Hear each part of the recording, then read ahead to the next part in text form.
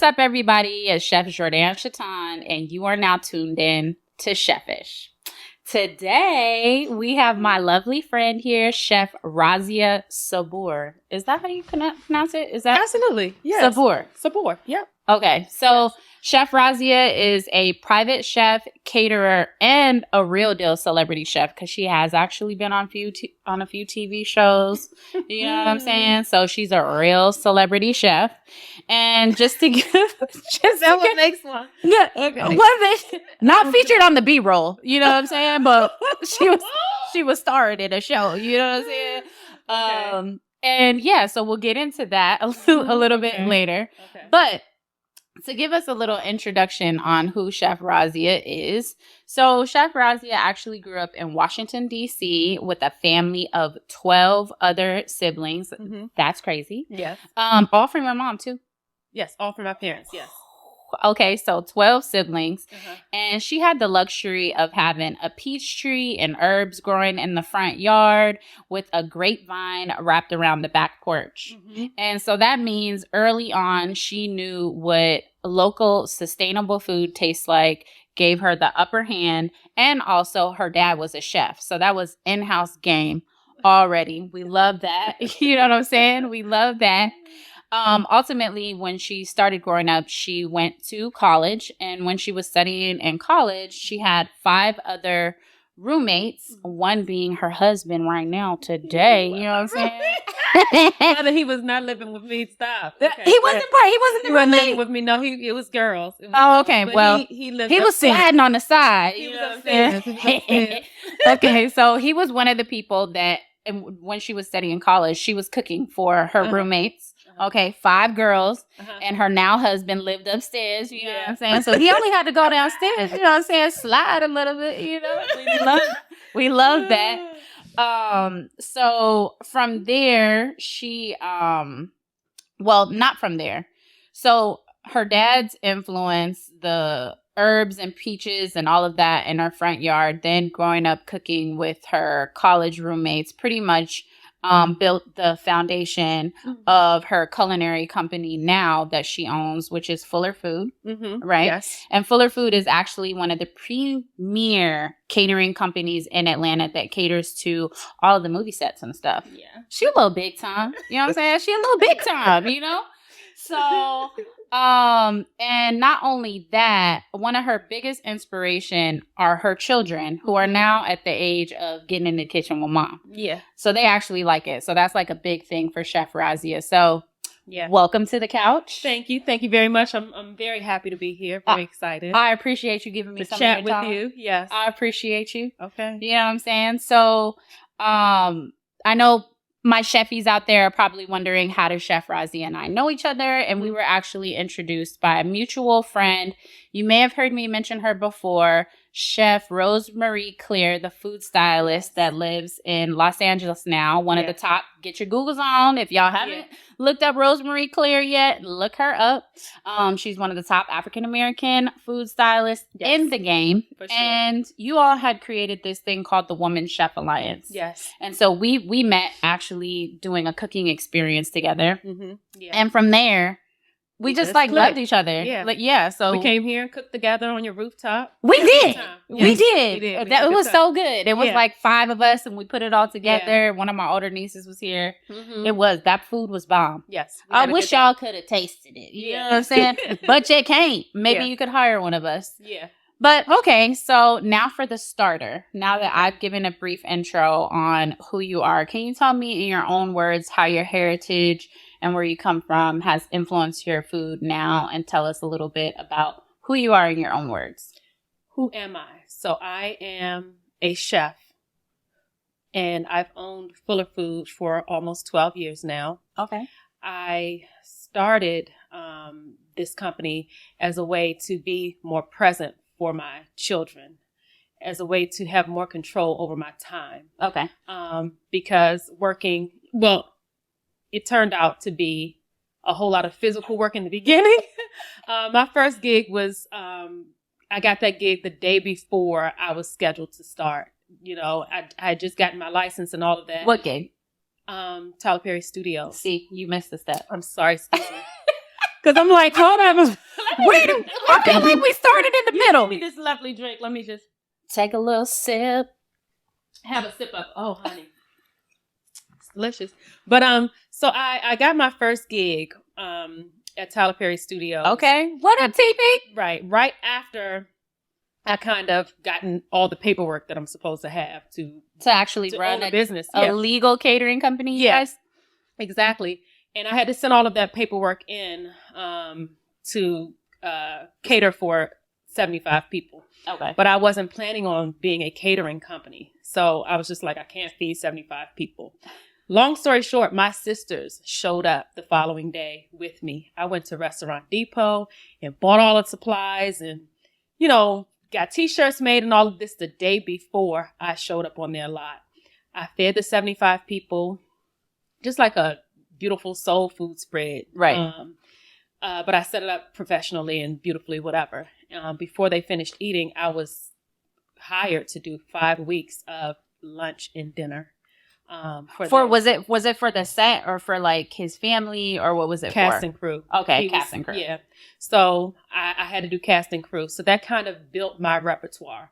From there, like I would just ask the cast and crew what they would want to eat. I would just ask people what they would like to eat because really I didn't have a repertoire as far as comfort food was concerned. So I kind of built it by that. And then I went over to WINNER. I went back I was just doing to different sets. And so I kind of became a production caterer on the job. Okay. I built my team on the job. Okay. I did so many things while on the job. It was on the job training. And companies or production companies, as they were coming into Atlanta, this was like being built as a little Hollywood at the time, 12 years ago. So as they were coming into Atlanta, they were picking me like my name was just being passed around. Right. So I got all of this experience on the fly and learned on the fly. But I always showed up and I did, my very best. And but soul food has always kind of been the staple, I feel like, through your career. It became that. I think in the beginning of my career, I wanted to showcase more of the technique of cooking, more of the, I don't know, whatever the industry standard of cooking is in terms of chefs. Soul food is still frowned upon. Right. It is the worst thing that you could ever say you cook. So I was trying to hide from that. Right. Even though I was doing it in production catering. When I got my first client as a private chef, it was geared around the same food, but I was trying to introduce different food, right? Because of the stigma or the image that is placed upon soul food, right? So, if soul food is done right, it's actually not easy. It's not easy. It's very technique driven. It's really based on seasonings and spice blends, like blending those spices together, and it's very technique driven. Right. But that is not the attitude or the persona that soul food has, regardless of the technique. And do you think that that's just because it's associated with Black people? Yeah, I believe that. I believe that we are taught to downgrade ourselves with slave food. Yeah, downgrade ourselves, and then other people come in. They take what our culture or they take whatever we've created and name it something else, and then it's something else. Gentrification. Food. So even soul food became something that I started having a voice about because of the nature of it, but because of what people were saying about it, like because I wanted to show it in a different light. I wanted to show it beautifully, and I wanted to talk about it. I wanted to talk about the history of it. I wanted people to value it. Right. So as I started going on these different cooking shows and whatever, whenever I was asked about my culinary point of view, this might be 6 years into owning a business, I would make it a point to talk about my own history, my own heritage, my own culture. Right. And my culture's contribution to American food in general. The landscape of American food. So Right, it because became my platform. we are really intertwined through the fabric of food. Yeah, we are it. Especially if you want some flavor. You know what I'm So saying? we brought that here. But that's what I would do. I would talk about how I season food. I would talk about my technique of stewing things down. But that is the technique of African people. Right. That came from West Africa. We brought that here, so it was important that I start using my history in talking about my food. Right. Versus just putting it on a plate. Yeah, or just having a separation because I had the platform to talk. Right. Going on these different sets and going on food shows myself, right. or having to speak for a cooking class or anything. Mm-hmm. I do it corporately now, but I would use that as my platform. You ask me a question, I'm gonna relate it to what I really am, who I really am. Okay. And so we had briefly mentioned that when you were in college, you were cooking for your roommates. Were you studying culinary in college? No, I became a social worker. Oh. Yeah. So I was in college. I became a social worker. It wasn't until after I had my first daughter and I was working 16, 18 hours a day as a social worker. My parents bought a house here once I had her, and I just wasn't seeing her often. So I became a business owner to try to have control over your schedule. Yeah, to control my schedule and to be a present mother. Right. To raise my own child. I was a social worker, a therapist for abused and neglected children, and I was neglecting my own child. Yeah. So it was like my parents can't raise my child. So. Okay. So yeah, we love it when a mother puts her children first. Do we? We do. We do. It's really important. Yeah, it's really important. Your children end up being the greatest reflection of yourself. Yeah. So Agreed. That's a big thing too. And everybody doesn't have it that way and can't structure their life that way. So I'm definitely not talking down on mothers how anyone operates, but we do love moms, fathers who will pivot and change their lives and alter their careers to be more present. Yeah, because it's important. Because if you're not raising them, the streets can, right, or your other family. It's not your baby; it's your grandma baby. Yeah, you know what I'm saying. Sometimes she would want to stay at my mom's house because I would be picking her up at 7, 8 o'clock at night. Have to drop her right back off at 7 o'clock in the morning. It's like sometimes she would cry to have to go with me. Right. It's like, which is heartbreaking. That's not going to be my life. No. Yes. So, I'm happy that you mentioned that because I was going to say, just to give them a little taste, tell us how being a mompreneur has affected how you operate in your career. I would say, I think now that my career, I'm 12 years in, now that my business is more so brain work and not as strenuous or as laborsome or physical labor. Okay. It's much easier. And my daughters are older now, and they're bigger than me. And they can help, they can come work with me. They worked with me a few times now, but as a mompreneur back then, when they were smaller, I was just able to do things upon their schedule. Right. It was a lot of work. It was very strenuous. Being on those sets is crazy. Sometimes the sets move, all of that. But I was able to be in control of my time. It taught me how to put people in place. It taught me how to delegate. It taught me how to grow a business and how to scale a business because I had those two people, have 2 daughters, as my primary goal and my primary focus. Right. So you were able to find your own voice and advocate for yourself with your clients and letting people know, this is what I'm available for. This is what I'm not available for. That's the luxury of being your own boss. Yeah. And also finding it within yourself to release the control and actually hire a team because really when you're the boss, you don't do the hard work no more. No. You hire a good team. Yeah. And you're able to kind of take a step back. Yeah. You have to take a step back to scale the business. Okay. Yeah. And then, so now that we've discussed that, let's get into our main course. Ooh. When would you say that you fell in love with food or you actually pivoted from social work and decided food is it for me? The words fell in love with food probably came later in my career of being an entrepreneur, in my career of being a chef, running a business.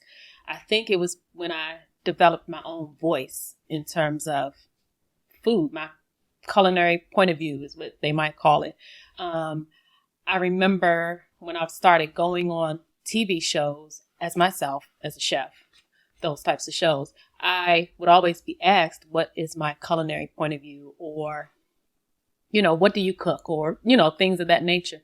Once I decided that I am going to speak about my history, my culture, my food, I think that's when I developed the greatest love for it, because it gave me value for it. It gave me more of a connection to it versus something that I'm doing to be a present mom. It wasn't just like something that I can do. It was something that was legacy building. It was something that was more important than just cooking. Right. And it tied me to it by learning about my own history. Once I started to dig and search for the value in my cultural food. Right. Like the history of black eyed peas. And, because if you really make it the correct way, it has 3 meats in it. It's not supposed to be one. And then for New Year's specifically, it's supposed to be the 3 meats. They have different meats. Yeah. And then the cornbread with the collard greens, the money, and the corn. Meanings of all of these different traditions in cooking, even us being, planting our own crops and growing our own food, all of these things, all of the resources that we brought with us when we came, even the things that we do today, they became my voice. They became my purpose. They became my love for food. So what was the actual, what was your life looking like when you pivoted from social work to food? Because that's a drastic change. Mm-hmm. So it was what was happening? You know what I'm saying? Did you work in restaurants to figure this out? No. Or so you literally were like, I'm about to just start this catering company. And the second day, Tyler Perry was your first client. Yep. Just like that. Say that then. Say that. Pussy was mine. You know what that means? What? That you're actually really good at what you do. Because you can't make it into those spaces and not really be good. And especially if you get called back. Yeah. You see what I'm saying? I'll take that. Yeah. But I would say I had a vision. I had several visions. And I don't want to go too far out somewhere with it. I had several visions about this. I originally was basically asking the universe to be more present as a mom with my daughter. That's all. That's it. And I did not think that there was an out in the career that my family paid for, basically. They paid for my education. Okay. It's like, how I'm just going to switch careers. But that kept haunting me, that vision that I had. It was of a Mack truck driving down the interstate. It was of me in a chef coat. The Mack truck had Fuller on it. Mm-hmm. Fuller is my mother's maiden name. Okay. All of these puzzles were in my head. Pieces, yep, were in my head. And I sat down one day with my mom and I just said it all to her. One day as I got off work, coming to pick up my daughter, I sat at her kitchen table and I just said all these different things to her. And I was like, and it won't go away. It's just in my brain. Manifestation. She was like, do it. Yes. But I wasn't even trying to. I was manifesting something different. Right. To be more present as a mom. And or so you thought. Yeah. But God had a different plan. That's what came to me. And she said, basically, move on it. Do it. I got my truck wrapped. I had a little truck. I got my little, because this is when everybody used to drive around with their little Kias. Yeah, everything with it wrapped, with your name, your logo all over it. I got that done. I thought I was going to have a food truck situation. Mm-hmm. But anyway, so I did all of that. And then once I got all of my paperwork in order, it's literally as soon as I got that done, I got some calls. Calls were just coming to me. Right. And it wasn't because I was marketing anything. Actually, I've never marketed my business, but it just happened that way. Right. I don't know how it happened. Right. So considering that catering is a huge part of your business, can you break down what a typical contractor invoice should look like for those that don't really know? What are just give us 3 things that you're for y'all that are just getting into this and you're really trying to take catering serious. These are things that you should have on your catering invoice. Because a lot of people don't know to charge for a certain amount of time, delivery. Okay, you know what I'm saying? Yeah. So I would say the main thing is the food is separate from the service. Say it again. And the food itself is separate from the service. Right. And the type of service they choose is important. So you can have delivery, which is a different service. You can have setup, which is just an additional service. An additional service. And you can have setup and service. Is it plated? You know, is it buffet? Is it plated? Yeah. So these are different things that are added on as services. They're added on because it's important in the type of service that you receive. Everything is going to be of the greatest standard, but people have to select what they want specifically because it's levels to it. It's levels. So you mean like a bronze, gold, platinum package? I guess so. Yeah. No, like this. Yeah. Okay. So if the budget is $5,000, $3,000 is for my service fee. We'll say $1,000 is for the food, and then there's 1,000 gray areas. So we pay the setup, we pay the staff. I would say there is a chef minimum. Okay. Right. So what I have, you better have a minimum. Yeah, is a chef minimum. Okay. This means if you call me to receive any type of service from me, this is my baseline. But can people call you? People can call me. I mean, it's an email, but yeah, you can. It's an email. She actually doesn't take calls. No, no, she doesn't. Do like this, please. No, explain. Okay, it's an email. It's an email because it's important.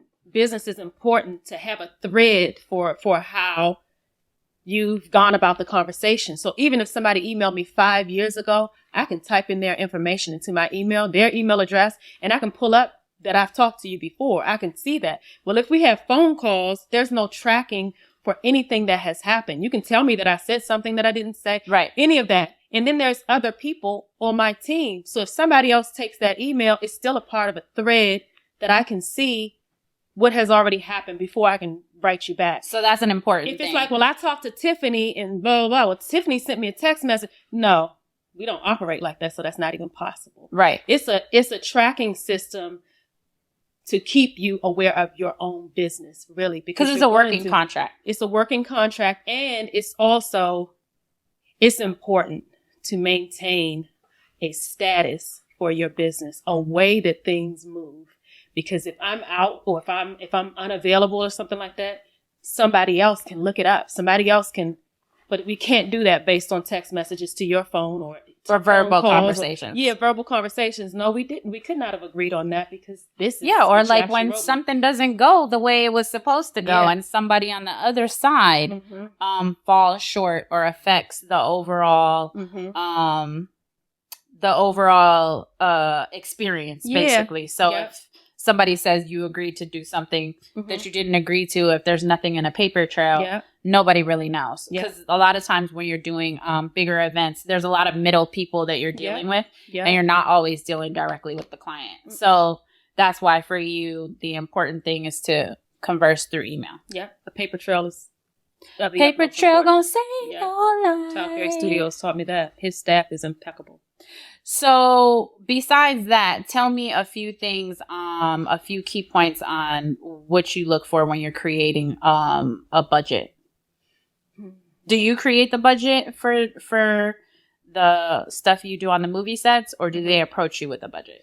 So for the most part, the question is, what is your projected budget?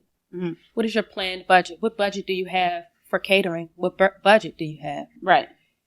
And then they're going to give you a range. If they don't give you a range, there is no budget. That is not the answer. That's not true, actually. Right. But you go with your chef minimum. Right. What is your minimum? Do you feel comfortable telling us that? I'm sure. Okay. Some people don't like talking about money, girl. It's okay. I mean, well, so it's $1,800 to even talk to her. No, not to even talk to me. No, to email with her. $1,800, no matter whether it's one person or however many people it can be. Even if it's one person, you got to pay her $1,800. But it's worth the experience. It's not even like I'm an expensive, high, whatever. Yes, chef. you are. What are you talking about? I'm just saying. Don't that's confuse not, the universe. It's industry standard, is what I'm saying. Right. It's not like this is far off. This is what chefs. You should at least start at $1,200, like you, or $1,000. Let's just say $1,000.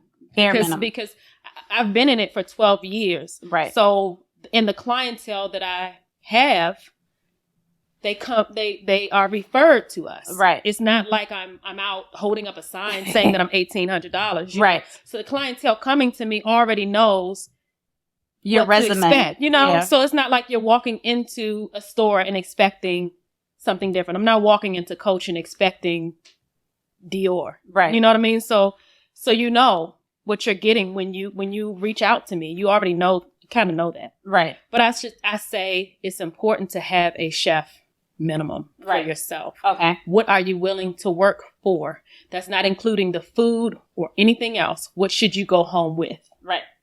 To even make it worth it for the day. To make it worth your time. And then, so what's the largest catering contract that you've done where you've walked away with? The money? Yeah. The amount of money? Like 20, 30,000? No. The largest? Yeah. So on a set, something could run for 3 months. It could run for 2 months, to walk away, meaning profit. Yeah. Maybe. Because I worked with her before and she was pretty upset. We didn't walk away with 15,000. So that was so small. Okay. You know what I'm saying? So Yes, we should have walked away. But I don't know. Maybe 120, 150 is the most that I've walked away with. But that's months what do you mean and months of work. 120,000? But that's months and months and months of work. It's a lot of work. 120. No. No, I know. Imagine doing some on a set. It's breakfast, lunch, and dinner every single day for 3 months. No, this is encouraging. Okay, No, it's not listen, encouraging. You would be no, you're because much so further. many people are really not comfortable with talking about money. It's a very taboo thing. Chefs that I've been interviewing have been very reluctant to answer the question. So I'm just happy that you're saying numbers. Okay. Okay. So it gives those that don't really understand the business Okay. a clear understanding of this is what you could really get. Yeah. Over a 4-month contract, you're working on sets, you're cooking for this amount of people. Yeah. You could look at $120,000 to $180,000 contract. Yeah. I was over here talking about $5,000-$10,000. Yeah. Look at No, but you will. It just depends, because sometimes you do a one-off, and Right. at that experience, you might I might only walk away with $1,800, right. and that's not a little bit. Right. It's what my value was for that experience. Right. Maybe we shouldn't talk about money, because It's not that. We've already talked about it. It's not that glamorous of a thing. It's not really. It is. No, financial literacy and understanding what you can make, what you start at in the business is important. Yes. But especially now with social media, so many people are jumping into the business with no experience, even though you were able to jump in and navigate and turn into the chef that you are today. Yeah. That's not really how it is. There's a lot of Instagram chefs that are not necessarily trained, right?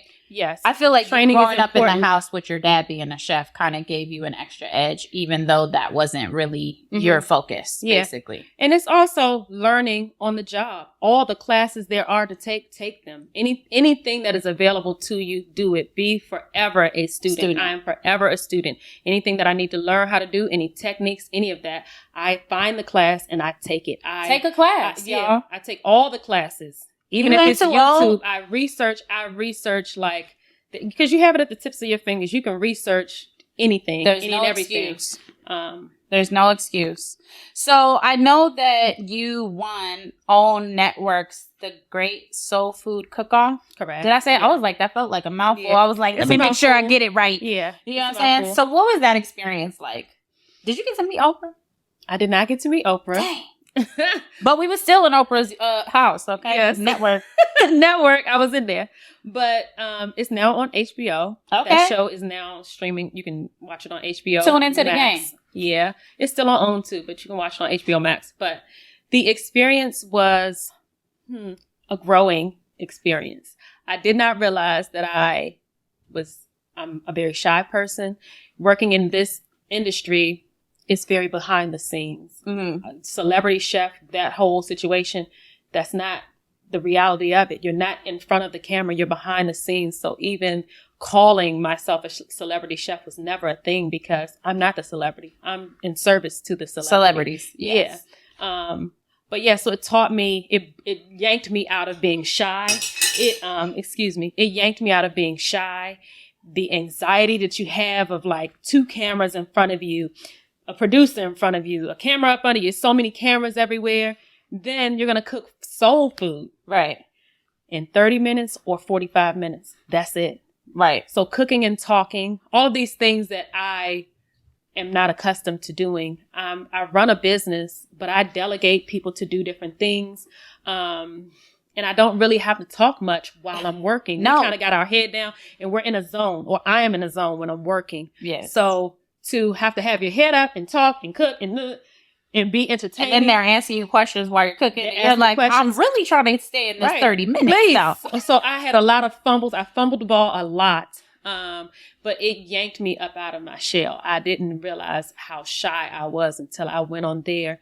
And I went on there with the sole purpose of just showcasing our cultural food in a beautiful way. In an elevated way. But I did not expect or anticipate the competition thing of it. Aspect. Yeah, I didn't expect that. So, yeah, it just taught me.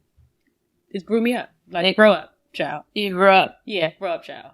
Everybody ain't got to like you. We're in a competition. We don't have to be family. Yeah. Oh, yeah. See, I'm the totally opposite. I didn't come here to make friends. Yeah. I came here to win. I came there to kumbaya and be together and hug. And it was not that. They were like, we're trying to win this money. We ain't got to be friends. They were very with friendly. you. They are friends for life. They were very friendly. But in terms of the show, the atmosphere, it's like, get with it. This is a competition. Come on. She's like, I grew up with 12 siblings. I thought we was going to be, this going to be a little together. family. We're going to showcase soul food in a beautiful way. We ain't got to fight. But yeah. So, but before you were on that, you've been on a few different shows before. Yeah. But once you won that, do you feel like it opened up more doors for you? I do. I do. So I just went to the Culinary Institute of Arts. Every year has a food showcase.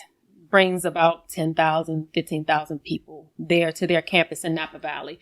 I was showcased there as a chef. I cooked for 4 days. It was like 16-hour days too, again. But I cooked for 4 days under the brand Kikkoman. So the soy sauce brand. Yeah. I cooked under their brand. So now people are calling you. Yeah, so they're calling me to be the voice of my cultural food, which I never even thought could actually be a thing. Right. But it is a thing and it's a thing that I've been doing for a while. Right. And I'm now doing it on higher platforms or more public platforms, I would say.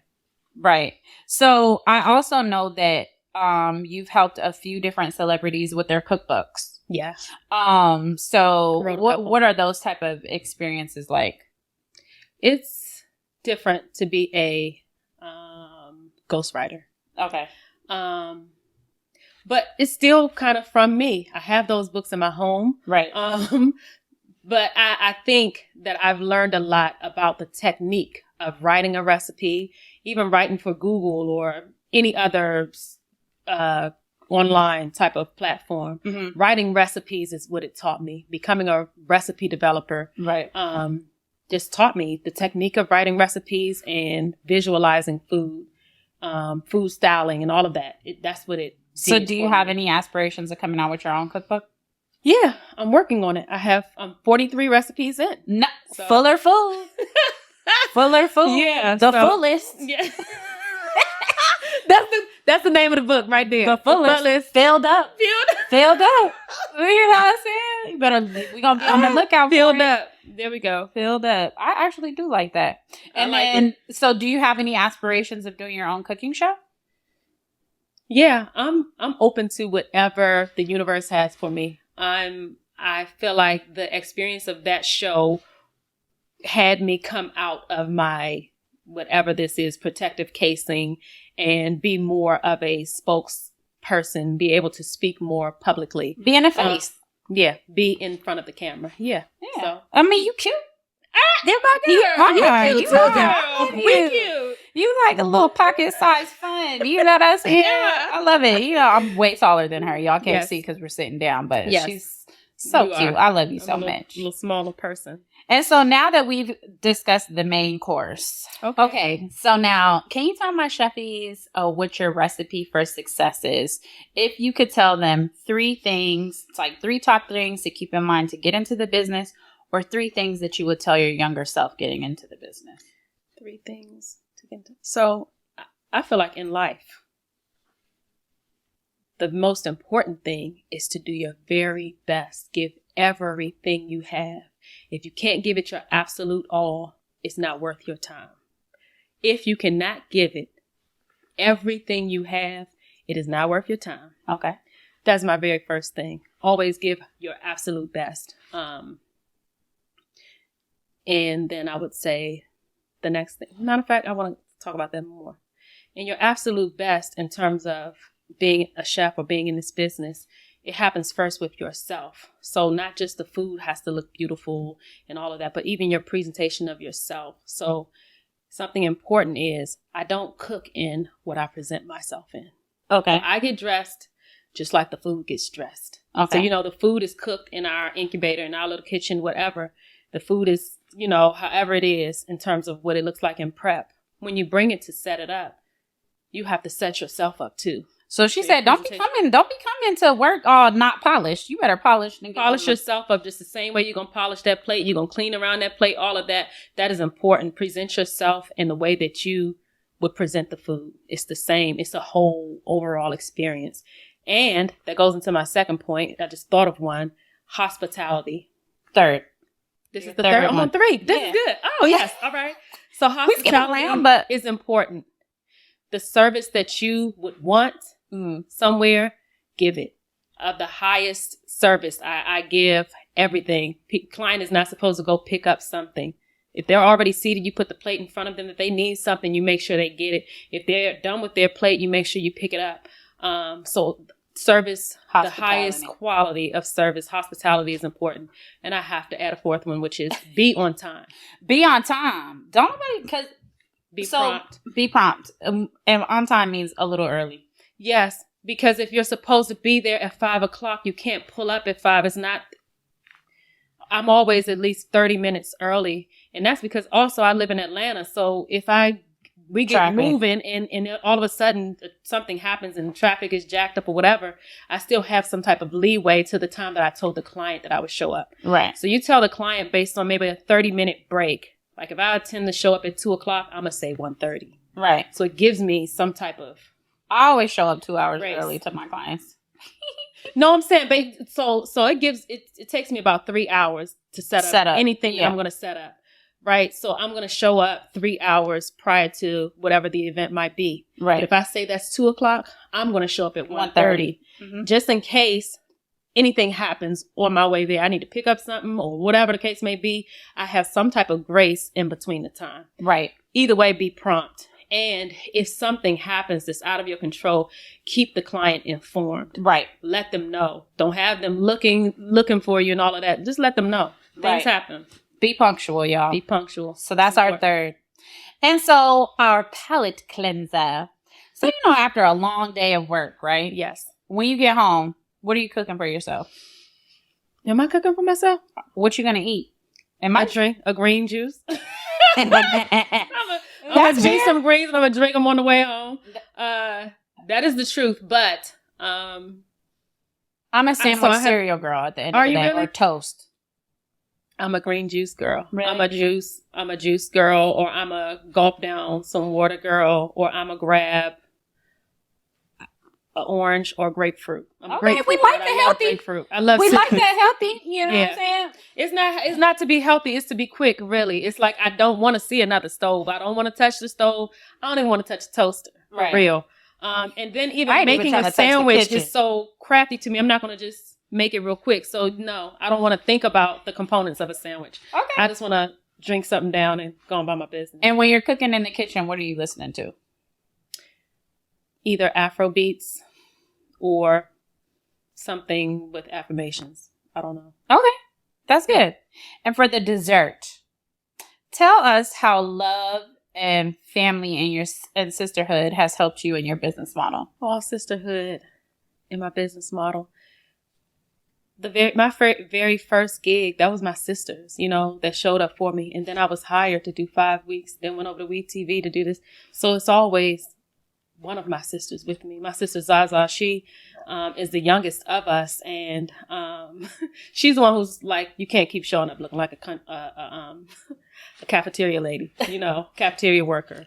And that's because you work so hard, and then by the time you show up, you looking frazzled. Yeah. Yeah. So she kind of gave me some, I don't know, style about my presence. You gave her some game. Yeah, on the style. You gotta look like you want the food to look. But yeah, family is of the utmost importance to me and to my business. Even my aunts, my Aunt Dolly, my Aunt Wilma, they used to help me. Some of the recipes that I came up with or that I perfected along the way, my Aunt Dolly is the person who taught me how to do it. Beef tips, I didn't even know what that was. That's not something that I had growing up, but it was something that was requested of me to make. That's what I used to do, ask the cast and crew what they like to eat. But anyway, she would give me different recipes, different things to cook. Yep, she would cook them with me. My mom would bake all of the baked goods that I would do in the beginning. My mother, pound cakes, sweet potato pies, anything. Mm-hmm. My mother would be the person that would do that. My sister does it now. Another one of my sisters makes all of my cakes and stuff like that. But yeah, family is the driving force behind who I am. Fuller Food. Yeah, they're like behind the scenes, but yeah. Fuller Food is a family thing, y'all. Yeah. So you see my face, but it's my family, So what was the process like when you were preparing for the Great Soul Food Cook-Off? Like when you found out you were going to be on the show, what did you do to prep? What did I do to prepare? Was that filmed here? It was filmed in New York during the pandemic. So that was crazy. We were on lockdown filming a show. I don't know that I prepared. I just believed that I was going to showcase soul food beautifully. Okay. So I just wanted to study every recipe there is that I had already had kind of under my belt. I wanted to study it, and I wanted to figure out how to make it in a short amount of time because I didn't know how much time that we would be given to cook anything. I certainly didn't think it would be like 30 minutes or 45. I thought it would be at least like an hour because it's soul food. But anyway, we weren't. No. But so, yeah, I studied all of the pointers, all of the things that I valued about my history. I made sure that I was, up on it or, that it wasn't just my feelings, that it was actually fact. Right. And yeah, the food, I just had to visualize what I wanted different things to look like. Did I make anything that I planned to make on that show? No. Well, because you only had 30 minutes. So the only thing that I made on that show that I had in mind. No, I didn't get to make cornbread at all. What? And that's sad. I made peach cobbler on the last episode. I got to make that, but anything else, no. It's on the fly. They're telling you what to make right as you're about to do it. And so now that you've given us the dessert, yes, talking about your family. So, yay! Do you have any other shows coming up? I do not have another show coming up that I can say right now. So no, because something's cooking on the back burner. I don't know what's happening, but yeah, look out. You never know. And can you tell my chefies, where can they find you? I'm on social media under Chef Razia Sabour. I would hope that you guys are we're gonna write it. Type that up on this lovely professional show. But my name is spelled Razia. So Chef Razia Sabour. My website is the same thing, raziasabour.com. And that's it. I'm at Fuller Food on Facebook. Okay. Yeah. Well, my chefies, thank you so much, Chef Razia. That is it. You today. It is. And that's a wrap. That's a wrap. I did it.